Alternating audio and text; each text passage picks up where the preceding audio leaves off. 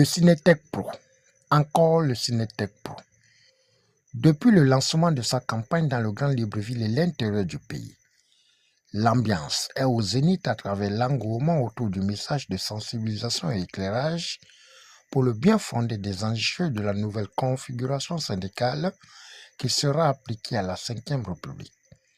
C'est dans ce cadre que Vincent Moutanga, candidat suppléant du G1, a reçu une forte délégation du Cinétech Pro en présence de Sabas Antoum. Je sors de là satisfait au vu des échanges, au vu de l'engouement qu'il y a eu par la mobilisation, par l'arrivée massive des collègues qui sont venus écouter le message qu'on avait à leur dire. Et au sorti de l'exposé du secrétaire général, tout le monde est sorti là, moi en premier, satisfait. Et nous comptons sur l'ensemble des collègues au soir du 28 avril, nous sortirons de là vainqueurs. Bon, par rapport aux points qui ont été exposés par le secrétaire général, les points qui sont revenus de la part de nos collègues, c'est sur les carrières, le suivi des carrières, sur la situation administrative et sur la place des enseignants qui enseignent les matières d'enseignement général dans l'enseignement technique.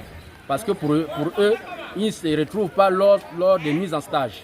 Donc pour cela, nous avons dit, et c'est dans nos points, dans l'ordre des points qui ont été débattus, et nous sommes là, nous allons y atteler à faire en sorte que désormais, au lieu qu'ils aillent faire le stage à l'ENS, nous allons tout faire pour que cela se passe au niveau de l'ENS comme le font le reste de la corporation de l'enseignement technique.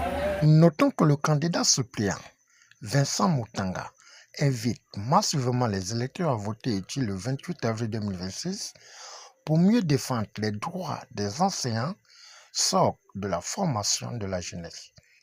Au finish, la journée du 27 avril sera déterminante à travers des sorties et points de presse pour la tombée du rideau de la campagne du Cinétech Pro.